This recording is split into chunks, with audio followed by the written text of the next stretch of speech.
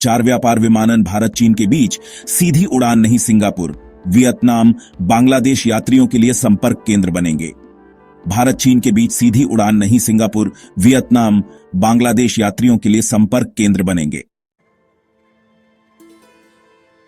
सीधी उड़ानों की बहाली और वीजा जारी करने के सामान्यकरण, ये वे मांगे हैं जो चीन पिछले कुछ वर्षों से करता आ रहा है।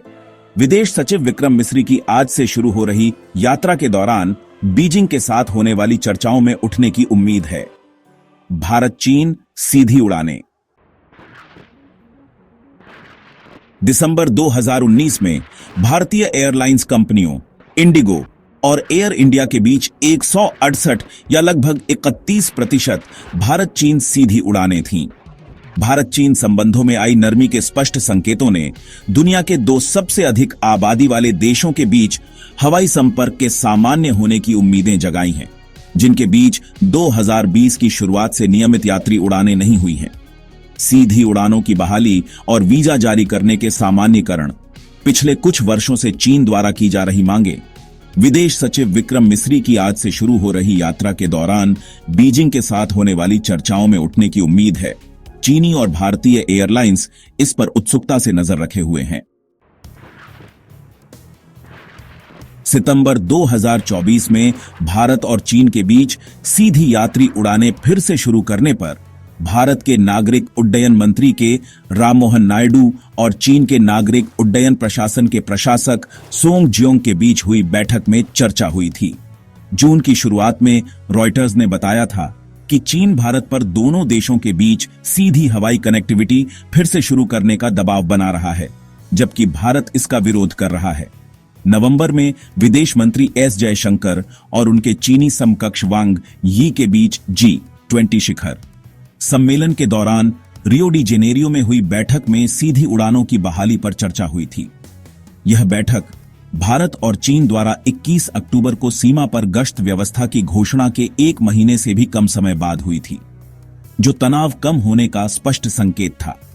2 दिन बाद प्रधानमंत्री नरेंद्र मोदी और चीनी राष्ट्रपति शी जिनपिंग ने रूस में ब्रिक्स शिखर सम्मेलन में मुलाकात की। भारत और मुख्य भूमि चीन के बीच सीधी हवाई कनेक्टिविटी की कमी और सख्त वीजा प्रतिबंधों के कारण दोनों देशों की एयरलाइनों को संभावित यात्री भार से हाथ धोना पड़ा है।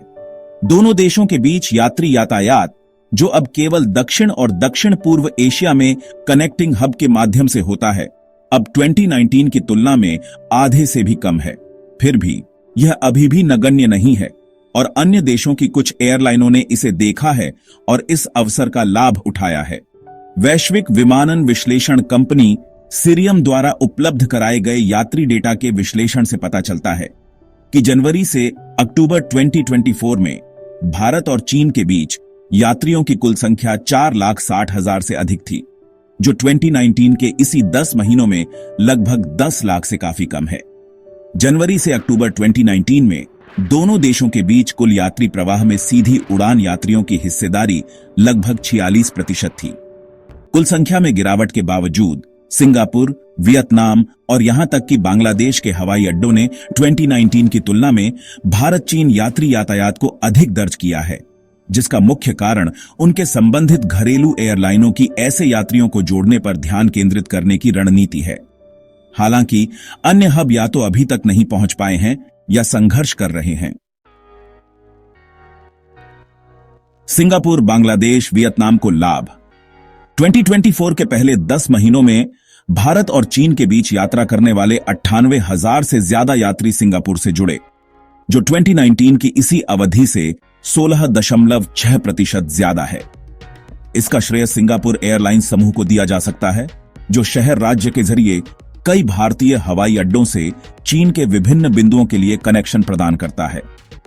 सिंगापुर अब भारत चीन यात्रियों के लिए हांगकांग के बाद दूसरा सबसे बड़ा कनेक्टिंग हब है, जो 2019 में तीसरे स्थान पर था।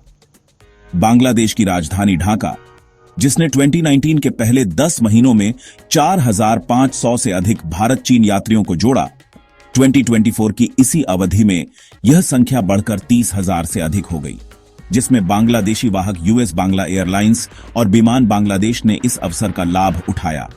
विशेष रूप से वियतनाम के दो प्रमुख हवाई अड्डे हनोई और हो ची मिन्ह, जहां 2019 में भारत चीन के बीच आने जाने वाले यात्रियों की संख्या शायद ही थी, वे जनवरी से अक्टूबर 2024 में लगभग 20,000 ऐसे यात्रियों के लिए संपर्क केंद्र के रूप में काम करेंगे, जिसका श्रेय वियतनामी विमान सेवा कंपनियों वियतजेट एयर और वियतनाम एयरलाइंस को जाता है, जिन्होंने वियतनाम के माध्यम से यातायात स्थानांतरण को सुविधाजनक बनाने के लिए अपने नेटवर्क को सघन बना दिया है। अन्य कनेक्टिंग हब कहां हैं? हांगकांग हवाई अड्डा, जिसे हांगकांग की विशेष स्वायत्त स्थिति और मुख्य भूमि चीन की तुलना में एक अलग वीजा व्यवस्था के कारण वास्तव में चीनी हवाई अड्डा नहीं माना जाता है, भारत और मुख्य भूमि चीन के बीच प्रमुख संपर्क केंद्र बना हुआ है। जनवरी से अक्टूबर 2024 में हांगकांग से जुड़ने वाले यात्रियों की संख्या लगभग 1,73,000, 2019 की इसी अवधि की तुलना में 12.5% कम थी। थाईलैंड की राजधानी बैंकॉक अपने दो हवाई अड्डों के साथ 2019 में भारत और चीन के बीच यात्रियों के लिए दूसरा सबसे बड़ा कनेक्टिंग हब था। जनवरी से अक्टूबर 2024 में यह तीसरे स्थान पर था, जहां दोनों हवाई अड्डों के माध्यम से लगभग 93,000 यात्रियों को जोड़ा गया, जो 5 साल पहले की तुलना में लगभग 31% कम है। थाई वाहक, मुख्य रूप से थाई एयर एशिया समूह, भारतीय हवाई अड्डों से बैंकॉक के लिए उड़ानों की अधिक क्षमता जोड़कर इस बाजार में अपनी हिस्सेदारी बढ़ाने का प्रयास कर रहे हैं। कुआलालंपुर में भी 2019 के मुकाबले भारत चीन कनेक्टिंग यात्रियों की संख्या में उल्लेखनीय गिरावट देखी गई। कुआलालंपुर और भारत और चीन दोनों के बीच मार्गों पर तैनात मलेशियाई वाहकों की क्षमता महामारी से पहले के स्तर से कम थी। 2024 के जनवरी से अक्टूबर में कुआलालंपुर का भारत चीन कनेक्टिंग ट्रैफिक 32,000 यात्रियों से थोड़ा ज्यादा था, जो 2019 के पहले 10 महीनों से 44% से ज्यादा कम था। कोलंबो, जहां जनवरी से अक्टूबर 2019 में भारत और चीन के बीच यात्रा करने वाले 43,000 से अधिक यात्री जुड़े थे, में 2024 की तुलनात्मक अवधि में 82% से अधिक की भारी गिरावट देखी गई। यह मुख्य रूप से श्रीलंकाई एयरलाइंस नेटवर्क को प्रभावित करने वाली विमान क्षमता की कमी के कारण था। सीरियम डेटा से पता चलता है कि श्रीलंका ने पिछले साल जनवरी से अक्टूबर में कोलंबो और चीनी हवाई अड्डों के बीच सिर्फ 290 उड़ानें संचालित की, जो 2019 की इसी अवधि में 1,200 से अधिक उड़ानों से काफी कम है। चीनी और भारतीय एयरलाइनों के लिए अवसर। हालांकि हवाई संपर्क सामान्य होने से भारत और चीन दोनों की एयरलाइनों को लाभ होने की संभावना है, लेकिन बीजिंग का मानना है कि चीनी एयरलाइनों को इससे ज्यादा फायदा होगा, क्योंकि महामारी से पहले दोनों देशों के बीच सीधी उड़ान बाजार में उनका दबदबा था। इसलिए यह आश्चर्य की बात नहीं है कि चीन भारत पर सीधा हवाई संपर्क फिर से स्थापित करने और चीनी नागरिकों को वीजा जारी करने को सामान्य बनाने के लिए दबाव डाल रहा है। जबकि चीन दावा करता है कि वह भारतीय नागरिकों को बड़ी संख्या में वीजा जारी कर रहा है, चीनी नागरिकों को भारतीय वीजा जारी करने की संख्या 2019 में लगभग 2 लाख से 2024 में कथित तौर पर कुछ हजार तक गिर गई है। जनवरी 2024 में दिल्ली में चीनी दूतावास ने कहा था कि 2023 में भारतीय नागरिकों को 1,80,000 से अधिक चीनी वीजा जारी किए गए थे। दिसंबर 2019 तक दोनों देशों के बीच चीनी और भारतीय एयरलाइनों की हर महीने 539 निर्धारित सीधी उड़ानें थीं, जिनकी कुल सीट क्षमता 1,25,000 से ज्यादा थी। भारतीय एयरलाइनों इंडिगो और एयर इंडिया की इन दोनों के बीच 168 यानी करीब 31% उड़ानें थीं। बाकी करीब 70% उड़ानें चीनी एयरलाइनों की थीं, जिनमें air China, China eastern, China southern और शांडोंग एयरलाइंस शामिल थीं।